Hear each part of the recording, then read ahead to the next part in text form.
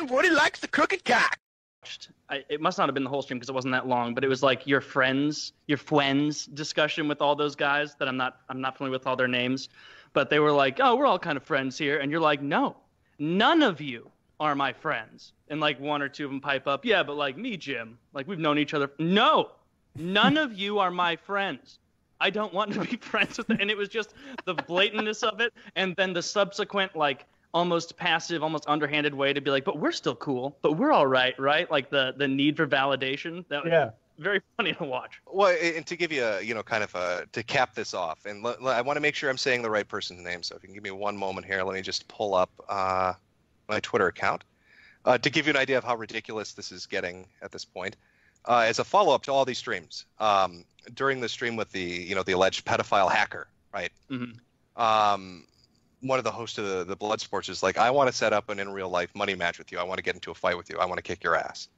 So they agreed to set this up. Now, here's where it gets even more ridiculous. Apparently, I don't know. Do you know somebody, maybe you're familiar if you watch MMA, Tara LaRosa? Sure. I've rolled with her. What do you would know?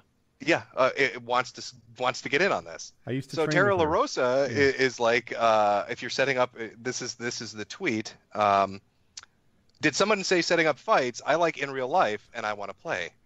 So I don't know if that means we've got a fucking female MMA fighters showing up for YouTube fights now, if that's going to be a thing. But that would be great. Woody, Tara LaRosa roughed you up a bit, right? She won. Yeah, I was just starting. I was like a brand new white belt. I had like 70 pounds on her, and she was just so much better. In the transition, she'd always trick me. She's like, I don't know if she won Abu Dhabi, which is like the premier grappling competition on the planet, but she definitely medaled like several times, bronze, silvers, maybe gold. Did you have any like impressive moves against her, or was it just she was doing whatever she wanted? I was really new, and almost to say I was trying to be polite would exaggerate like what I could have done, but I didn't know how to roll with a girl, and nothing went my way. Like you twist the nipples. Yeah. What happens is, like, I don't know, I'd be in her guard, and I'd be so much stronger than her that she couldn't pull anything off. And then, whatever, like, we'd both fall to our side, and all of a sudden she had, like, an armbar in a way that I didn't see coming. And that's what it was like to roll with someone much better, but weaker. Does not sound like fun. Well, maybe she'll show up to the Bloodsport thing. to YouTube fights. I don't know. I mean, that's the third one now that's been set up. There was an event called Kilroy that fell apart because the person running it was basically a scam artist. I did a sequence of videos on that. And all the YouTube personalities that were going to show up ended up fighting with one another, and all these people were talking about setting up fights. So you had one guy called Coach Red Pill wanted to fight Jeff Holiday, and then another guy, Monday Matt, wanted to fight Johnny Fox. And so I think there, as Ross would put it, some bloodlust there. So maybe YouTube fights will become a thing, like a next generation bum fights, if anybody remembers that. Yeah. Oh, we talk about bum fights every other week. It's a 10-point Big fans. Guy gets his face bit off. So that's felony for fights. Like a Don't fucking mix it up. 30-pack. You get it for a natty pack. That's felony fights. Yeah, that's felon fights. Yeah, that's right. a whole That's different thing. Much classier than bum fights. Don't get it twisted. Don't besmirch It the probably name. is. It's the pinkies up. We start with clubs. Woody, you're no stranger to internet fights. Way before or not to being challenged to them. It was like 2011 Before the first time you cool. got challenged. Something like that, yeah, I guess. There was a guy, and people here know the story. I think he was on the spectrum. He claimed to be on the spectrum, actually. He said he had Asperger's, and he used to routinely talk about raping my wife, raping my daughter, anally raping my daughter, and then he would make fun of my son. I have a special needs son, and he would just I don't know, take pictures of his poop in the toilet and say, here, I got some snaps of Colin, and tweet that stuff out. And I mostly looked the other way. I was a much bigger YouTuber than he was, and didn't make sense to punch down constantly. But at one point, he said he was going to beat me up at this gaming convention. And I said, I accept. I'll set it up. And, I got it all arranged. I got my friend is a UFC fighter, so we got an octagon lined up, and we were going to go. And then he said he didn't want to fight anymore. So that's all there was. Funny that, isn't it?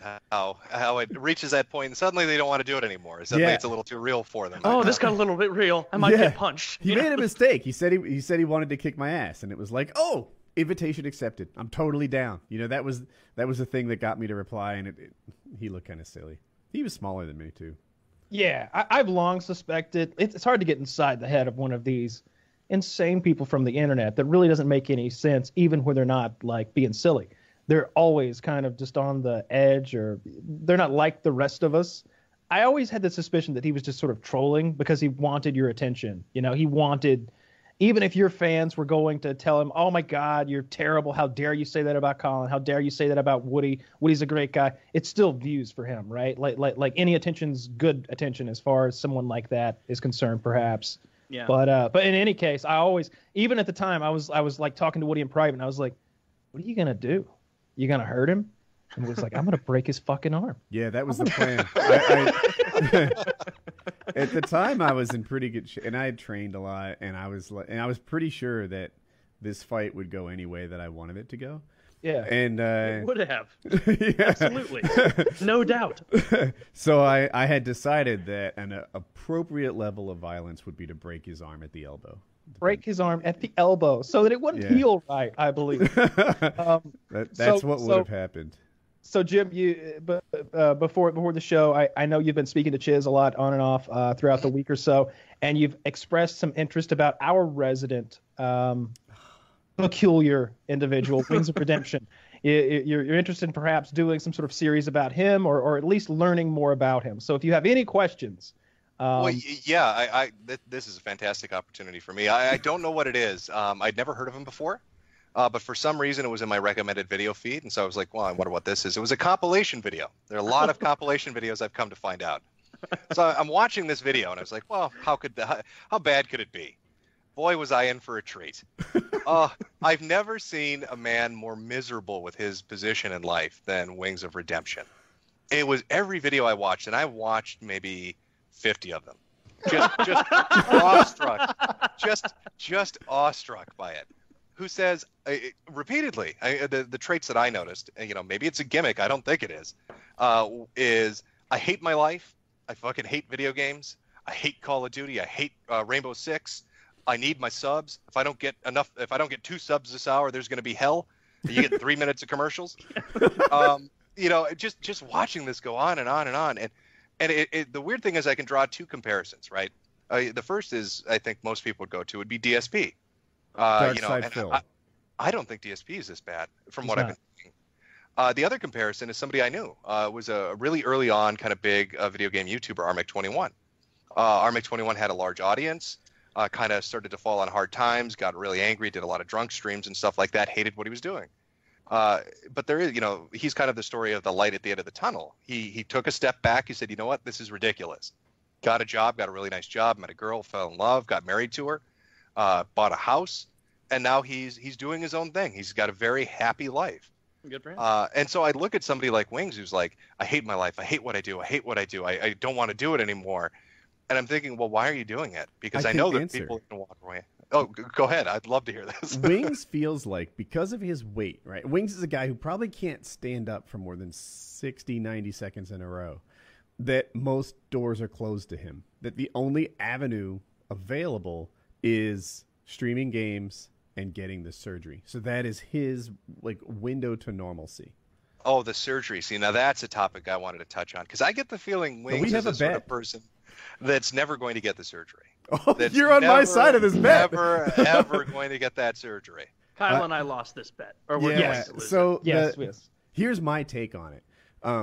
Wings, he lives in Conway, South Carolina. That's something that he says loud and proud all the time, so it's not like I doxed him. And he rarely leaves his town, right? That's a very uncommon thing for him. He hardly leaves his house, right? Can I interject? I would guess that he has left the town of that he lives in 6 times in his lifetime. I wouldn't bet against that. He's really that much of a recluse? Yes. Not necessarily a recluse, because like I suppose he socializes with a very small group of individuals within his circle. And it's not that he doesn't want to go out to a restaurant with a girl or anything like that. He's a homebody who feels very uncomfortable out of his shell of protection. And his mother is very important to him as sort of a safety blanket figure. She needs to be close by. Yes. Yeah, his family he's super tight with, but and he's Yeah, like Hal says, he has a little circle of real life friends. They come and go and leave the show, but he's just not an explorer. He's the opposite of an explorer. He very much leaves his comfort zone the minute he leaves practically his block. Well, So- could you call it exploration though? Just going out to the local grocery store. I mean, He that's would. making it sound like some grandiose adventure he's going on. It's like an everyday